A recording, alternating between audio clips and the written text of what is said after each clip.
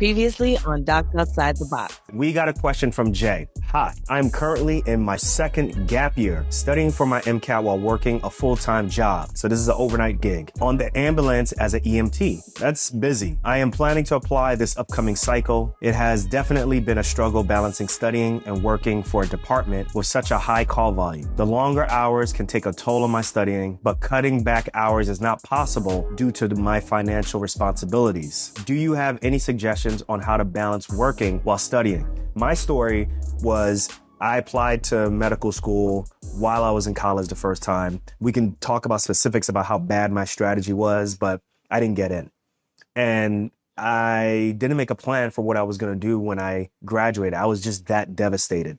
And the other reason too is I was on a wait list up until like June or July of finishing college and when I possibly could have gone into medical school. So I was just kind of had all my eggs in that basket. And when it didn't come through, I was like, all right, well, I got to find a job.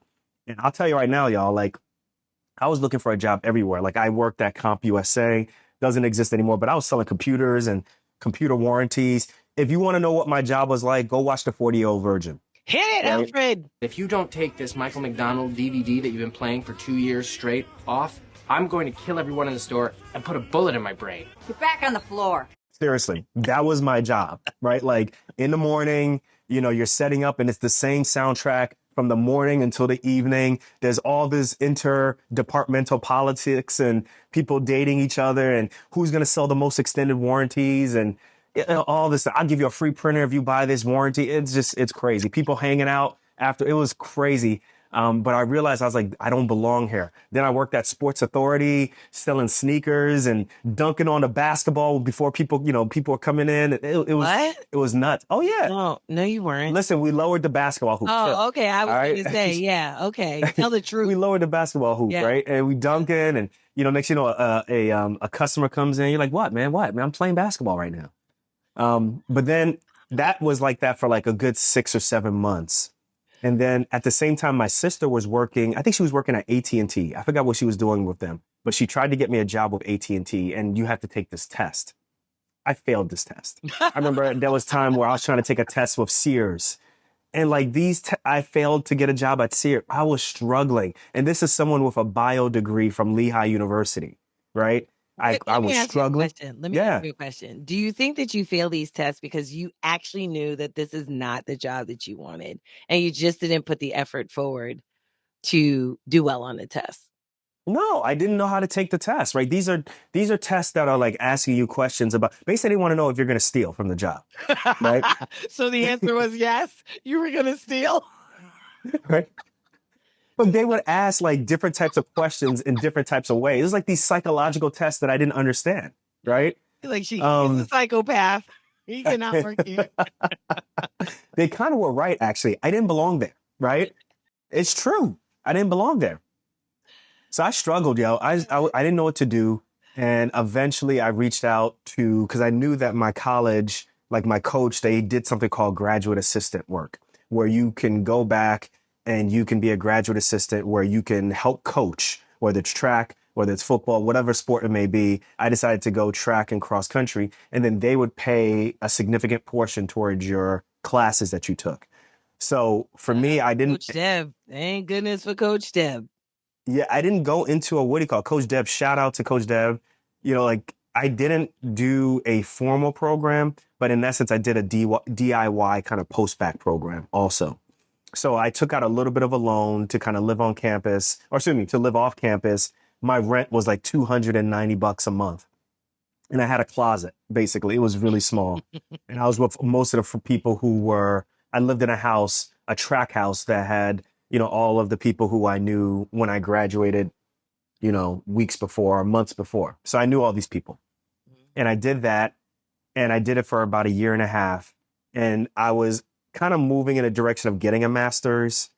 And then, I was applying to med school. I got way more strategic and I got in, and I look back at those 2 years and, for me, same thing. Like I just decided that, look, like I got to figure out something, but I got to get a job that's going to pay me enough that I can take care of a little bit of expenses, but also at the same time, I got to focus myself on getting towards the goal. And that's what we're saying to you, Jay, is that listen, man, like if you really want this, you're gonna have to do something completely drastic, right? Yeah. And you're gonna have to really make this work. I don't know if you want to add anything else. I made a little bit of a list. Other things I have on here is protect your time and energy, Mm-hmm. right? So I have like you got to be very strategic with how you say no. I'm talking about social events, even with you, Jay, extra work shifts. They ask you for that, you're gonna have to say no. Commitments that don't align with your goal, Mm-hmm. you gotta limit those. Be super smart about that. Yeah. Avoid burnout, right? Schedule at least one rest day per week, right? And you Mm-hmm. got to get sleep, right? So I get it. You got to study for this test. You got to study for getting into med school, but you also got to remember that you got to be smart about it and don't burn yourself out. And things like eating, right? Like sometimes creating or making dinner could be a big deal that it kind of demotivates you. Mm-hmm. Yo, Sundays or Saturdays, meal prep. You know, keep it very simple. Follow a simple menu every week and go from there. Mm-hmm. Yeah. I mean, the other thing that I would add is, kind of like with my situation and a situation that I had with one of my students who just got into medical school. Shout out to Tara. She's going to PCOM. But one of the things that she and I had similarly was that we had the we had the option of living at home with our parents. The difference with her though was that at one point she was kind of living on her own and she didn't want to have that reliance on her mother, right? To go and live with her mother. Mm-hmm. And I asked her, I said, well, is your mother supportive? And she's like, oh yeah, my mother's supportive. She tells me to come home all the time. I'm like, then what you Then go doing home. there? Go home. Like, Like just promise her free healthcare when you get into med school. All right, you'll be all right. exactly. I'm like, go home, right? It's super important to take to recognize who is supportive of you, right? And really take that support. You don't have to do this alone. You really don't. There are people out there who are out there willing to support you. And if you keep rejecting their help, you're just going to make things harder for yourself, you know? And I know sometimes, you feel like, well, no, I'm a certain age. I should be able to, I should be this, I should be that. You know what? No one is too old to get help. No one is too old to get help. And that's something that you're just going to have to learn. And because that is not just a lesson for now while you're trying to get into medical school, that is going to be a lesson for the rest of your life, but certainly you are going to see this in medicine. In So medicine, real quick, before you yeah. go on. So she said Coach Deb. Guys, Coach Deb, that was my track and field coach Mhm. for the 400, 800 mile. He was my track and field coach for 3 years. If I did not go back and tell her, Coach, I'm having an issue with getting Getting my it. goal of being a Yeah. doc, I think that, this graduate assistant job, is it possible that I could fit into that, right? If I didn't mention that to her, yeah, I would have still been working at these different jobs. And to be honest with you, my goal of becoming a doctor would have been prolonged. Mhm. Right. So yes, I have to shout her out. You're right, Renee. Like we got to shout her out. I got to shout her out because if I didn't ask for help in that situation, I would have just been like standing on my pride and I would have been still trying to figure all this stuff out. Mhm. So I'm sorry. Go ahead. You're right. You're right. No, yeah. I mean, it's things like that, right? Sharing your story, sharing your plight with people who care about you, and would be willing to help you, but you have to be able to ask for that help. You've got to ask for that help. So I would say, to Jay, look around you and Say see Jay. what? Say Jay. I No, know you want to get in med school. no, No, no, no, no. that's another bar. That's another bar. That is Say not a Jay, bar. you want to get Ain't in med nobody school? taking you to court for that one. I didn't say Um, Drake. yeah, I said don't nobody taking you to court for that one. Nobody. Um, but anyway, yeah, look around you, see who around you would be willing to help.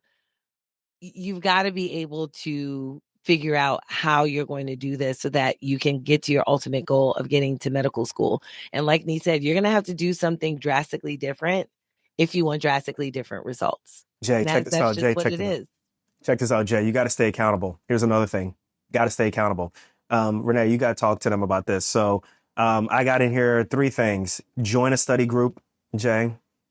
I don't know. You got to figure it out. Something that you can, someplace, somehow, somebody, something that's going to be able to make sure that you can check in and do something to keep you motivated, Mhm. right? Then I don't know if you need to use a coach. Renee's on my left hand side, I think, or a mentor, right? So that you can continue to discuss your goal of moving forward. So one thing I didn't let you know also is my nephew was in Alpha Phi. Was it Alpha Phi Alpha? Alpha. Yeah, he's an alpha, Alpha and Phi. very successful people in that. So when he finished from college, he kept in touch with a lot of folks who, were very successful in that fraternity, a lot of them being lawyers and judges. So he was letting them know about his progress and they were keeping him accountable. A lot of them would allow him to have some jobs where he could, do some work and make some money doing that type of stuff in the law field.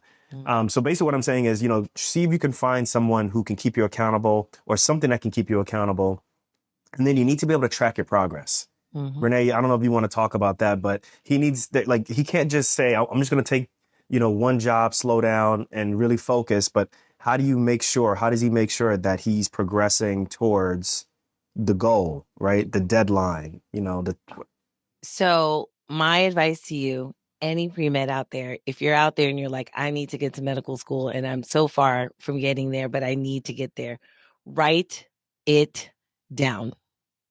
And I don't mean get on your computer. What I'm talking about, use your hand. Remember, do people still use paper and pen? not many people use paper anymore. Yeah, use Everybody paper writes and it pen. down. They use Notion. They I use know. Google I Docs. They know. use the I notes know. on There's something cell phone. about seeing your plan written in your handwriting. Something about writing out that plan, having your brain literally make the motions, right? Help your hand to make the motions that solidifies that plan in your brain, that will help you to essentially manifest it. That is extremely important, and I think we've kind of lost the art of that, but that's what I would suggest. Get yourself a notebook, something, Yeah, and because if you don't write write it it down. down, it's just is just a dream. Is Yeah, that what it's they just a say? dream. Right. Yeah, like Yeah. you're Yeah. you're never going to manifest it, and it's going to be floating around, in cyberspace somewhere, right? Hmm. Write it down. Go back. Write out what's going on. Journal it. Figure out what you need to do. But I would strongly recommend that you write down your plan. I wrote down my plan. I would go back to it. I had a notebook that I would use. I would check things off. I would write how I felt about things. I manifested it and it happened. So that's what I would recommend to Jay and all the other pre-meds out there who are listening. Big thing too I have is creating a realistic study schedule. Do you Oh, talk to your pre-meds about that, right? oh my God, yes. Quality, I got Yes. quality over quantity, Yes. focus, distraction-free 2-hour study blocks, use a Yes. calendar, set weekly goals. Yes. That might be better than daily tasks, Yeah. you know. I think setting weekly goals will help kind of allow that flexibility, but also keep you on task. But the realistic study schedule, let's talk about that really quickly because Mm. if you don't have a realistic study schedule, then you're essentially engaging in an exercise in futility, right? Um, I've had people jam pack their schedule with work and then say, I'm going to study here. And it's like, okay, that's great. When are you going to sleep? When are you going to eat? Just I'll sleep because when I'm there dead. are hours, right? That's what I'll Snickers are for. right. Just because there are hours that are free on the calendar doesn't mean that you are going to have the energy to study. You have to figure out what your energy level is going to be after a day of work, after a day of play, after a day of whatever it is that you're doing. You have to be very realistic, which is why I think I like what you said about listen, you know, your you have to limit your availability to essentially this goal. You cannot go off and be like, oh, well, we need somebody to work overtime. I do it. Yo, Or, let me ask hey, you a question. can you work overtime? No, Let me ask you a I question can't. real quick, 'cause this is a little curveball. Because sometimes I think we got to throw in some examples. Those really work. So I was really intentional. So, guys, I had the opportunity to go to medical school at the osteopathic medical school in New Jersey, and I lived in New Jersey, versus go to medical school at the osteopathic school in Kansas City University right now. And I was really, they even offered me a scholarship to stay home in New Jersey. And I deliberately said that I was going to go out to Kansas City. The one main reason was I didn't trust myself being close to home and studying for something that I always wanted to do for my entire life. Seriously, that's what it boiled down to. Shout out to your I, sister. my sister also, the school in Kansas City accepted me first, right? So she was like, listen, if they want you and they were able to let you know so quickly, like I think within 48 hours, they let me know that I was accepted. Whereas the school in New Jersey, I think they had me on wait list, right? I don't Yeah. remember if they had you on wait list, but it took a while. Yeah. They had me on wait list or it took a while, but eventually they said you're in and here's a scholarship. And it's, an hour And it away from wasn't home. don't get Dr. Nee wrong. It wasn't like a full scholarship. It was like five G's, I think Yeah. it was. Yeah. It wasn't a full. But it was something to sweeten the pot, Yeah. right? It was something to sweeten the pot. And And and I, and by the way, they had given you that scholarship after you turned them down. was that true? Yes, because by then you and I knew each other. We were talking on the phone, and Yeah, remember Renee our also, and just mentor low key had also, told us Renee that got, would happen Renee also got that scholarship also. after I turned them But, I ended up saying I'm going to go to Kansas City. I wanted to go to Kansas City because I really wanted to focus on becoming a doctor. Like there was no way that obviously this 21-hour drive away, I just knew that if I was in New Jersey and my friends wanted to go out, if they want to go to Atlantic City, where I would live, where I would be in med school, they gonna stay at my place and then go, so how they gonna come party with me while I'm trying to study and then I'm not gonna go with them? I'm gonna go with them, right? Or just all these or different things. So I family stuff. deliberately, or family stuff. Family And I stuff. deliberately said, no, let me do Kansas City for 4 years. And it was great, so there's some small little sacrifices that I had to make, but it was worth it. My family really helped me during that time. Me and Renee became really close. She became my family, so to speak, and it was a great decision. So yeah, there are times where you just have to really take, you have to limit how people can get to you in order for you to really study. I'm not saying become a monk, Right. but you may have to. Right. So, Yeah. No, that's a really good point what because I think what some about a of it what is about a trying long to do everything. what about long-term timelines, right? So, for example, like if you're working, instead of doing like a 3-month timeline for the MCAT, should you consider like a 5 to 6 month timeline for your MCAT? Yeah, Um, what absolutely. I about mean, that? realize that, you're going to have to make adjustments, right? Mhm. Just the way you're going to have to make adjustments, to be able to do your post-bac work or, anything else that you're doing to get to the point of applying to medical school successfully. Yeah, I mean, your MCAT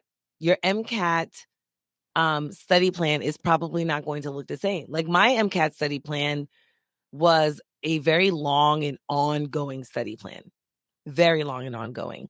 I remember being at Hunter College and I'd have like, let's say if I had a class in the late morning, but then my next class wasn't until, 4 hours later, right? In the late afternoon. I would use that time, right? I would use that time very wisely. I'd go down to the library, put my head down, and just focus, figure out what I needed to learn, do some content. Then I started doing, practice questions. I would do practice questions all the time. Right. And that's one of the things that I recommend to all my pre-meds, right? Don't wait until you finish doing all of your content to start doing practice questions. Do your content. So I'd probably do like maybe an hour or so of content. And then, maybe I'd go get something to eat really quickly. Then I'd come back, do my practice questions, and I became so efficient actually at doing that there was at one point in time that I joined MAPS, right? Minority Association of Pre-Med Students, right? The SNMA portion, that's the pre-med portion of the SNMA. And I became so efficient at being able to study and just figuring out my schedule that I was actually able to join MAPS, start to do activities, even became the MAPS chapter president at one point. And so it didn't disrupt my studies, right? So, once you get into the groove and you start realizing what your priority is, it becomes easier and easier, right? The learning curve of how to do that becomes is very steep at first. But after a while, you're just kind of cruising and, you can do it, Jay. You can do it. You're just going to Hey, have did to you? make some tough decisions. Hey guys, so remember in the beginning of the show we were talking about famous CUNY graduates. We got Ed Koch. Mhm. How am I doing? Ed Koch graduated from CUNY. Used to be Jonas a Salk. NYC. So for people who don't know, Ed Koch used to be NYC mayor. Mhm. Yes. Then you have Jonas Salk, right, with Really? the polio vaccine. Polio? Yeah, look at that. Upton Sinclair, right? Famous muckraker, right? He wrote a Mhm. book, a major book. The one that I always think about, but I was forgetting, but he passed away recently. We have Colin Powell. Mhm.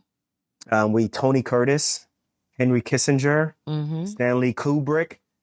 So CUNY it puts out some really Yeah. famous, notable people out there. So, Yeah. but listen, Jay, this is a great question. Thank you for writing in. Anybody else who wants to write in, you know how to reach us, right? Renee, you want to tell them how they can get in touch with us, please? So you can reach us by DMs. You can leave a comment actually in on any one of our posts. You can go down to the show notes and click on fan mail.